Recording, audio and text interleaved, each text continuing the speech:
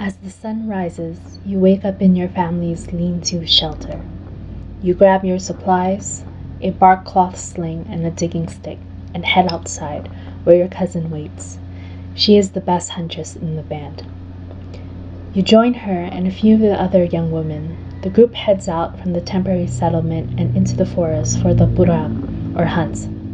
The men have gone to the shoreline, where their catches will add height to the ancestral shell mounds. As your group walks along, you pluck fruit to snack on. The cousin points out some movement in the brush. The group quiets down until all that can be heard is the song of insects and rustling leaves. You take your digging stick and strike. Out of the foliage, you pull out a medium-sized monitor lizard. You exclaim in triumph, but stop when you notice the disapproving looks of your hunting partners. That's when you realize that your celebration has interrupted the song of the cicadas, making you feel amis, or shame for the transgression. Your cousin tosses you a sharpened bamboo blade. You cut your finger and throw the blood into the air, an offering to appease Kare, so that a thunderstorm isn't sent to punish you. Mabuhay y'all, Laudaya here. You just listened to an intro to one of the videos of the History of the Philippines series. This will be made out into a few seasons with maybe 4 episodes or chapters each.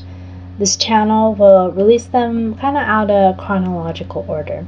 The first part will be about Filipino Australo-Melanesians. The second will be about Austronesians prior to Indianization, and tentatively the third part will go back in time to before modern humans. I wanted to focus on the prehistory of the Philippines because that's the part of Filipino history that doesn't get much attention in education here in the Philippines. It used to be that Filipino history was taught to just have started at Magellan arriving, leaving Filipinos with the feeling that the only thing they've ever had is colonization, corruption, and poverty, which I think is just psychologically detrimental to people. And I might go into Majapahit and Srivijaya empires later, but I feel like other channels cover that pretty well or have plans to, such as Extra Credits and Kirby Arolo, and I'll link to their videos relating to that down below. Editing Laudaya here, so I know that Kirby's last name is pronounced Aralyo. For some reason, I pronounced it the American way, so there you go. I'm starting off with the Australo-Melanesians, or more specifically, the term flashing on the screen right now that starts with an N and ends with an Ito, and I'm sticking with the term Australo-Melanesian for a few reasons. Most importantly is because some people who are categorized under this group don't like the term that starts with N that is flashing on the screen. Some prefer the term kulot, which means curly or textured hair. And the reason I'm not using kulot is because this term in the general Tagalog speaking world means textured hair, any kind of texture, so wavy hair. It doesn't mean an ethnic category or a racial category to most Filipinos. Another reason is that in the English-speaking world, the term looks like another word that has fallen into disuse because of its historical context. US Americans especially might get a bit rowdy over the term, and I don't think that American politics should be the litmus test for all things offensive or not offensive, but combined with the preference of indigenous people of the Philippines who would rather not use that term, I think the concern is valid. And the last reason is because the Filipino Australo-Melanesians shortens to the FAM, which I think is pretty cool. I split up the season into 2 parts so far. The first part are the hypotheses based on more solid evidence such as archaeology, paleontology, and genetics. The second part is more speculative based on comparative ethnography and linguistics. And the intro at the beginning has elements of both parts. We have the women hunting, the people living a somewhat coastal life as evidenced by shell middens found here in the Philippines, and the ritual of bloodletting to appease a deity. We also have a few words thrown in from some exciting linguistic work reconstructing words based on shared cognates uniquely found among the Filipino Australo-Melanesians, or the fam.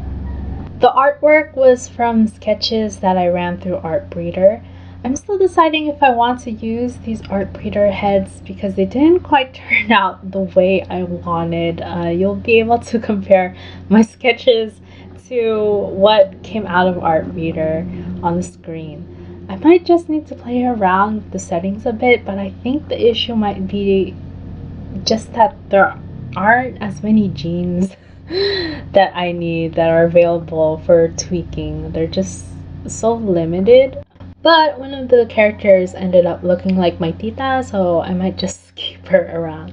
I wish they had kind of like the way Mii's worked back in the day.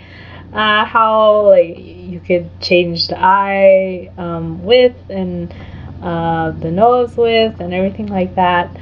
I wish I had that here for Artbreeder, but they don't have it as of yet. Maybe as time goes on and the AI works better. So yeah, I'm not sure if I'll use Artbreeder or just use the sketches that I worked with. I'm going for a sort of video gamey vibe or interactive graphic novel vibe with the videos. And I know it's kind of hard to see that with the concept art that I have up right now. I have Kumu account, which I'll link down. I haven't been on there because I accidentally deleted it, and then I no longer had room on my phone for Kumu. So Kumu is a Filipino live streaming app. Yeah, I used to do live readings of Jose Rizal's novels. I'll get back into it once I have room again to have Kumu on my phone. So hopefully you guys stick around. If you'd like to support the channel, especially this series, links to the channel's Ko-fi and Patreon accounts are in the description, as well as some crypto wallet addresses. I know times are tough because of things that are going on in the world, so no pressure.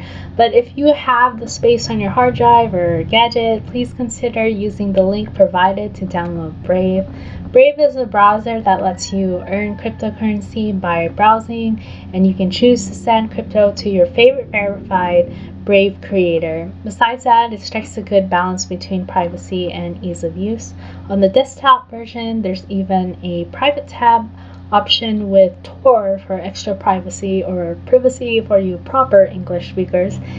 And even if you can't support that way, consider giving a like and subscribe or share, and comment on what part of Philippine history you're most interested in and what part of the series you're looking forward to.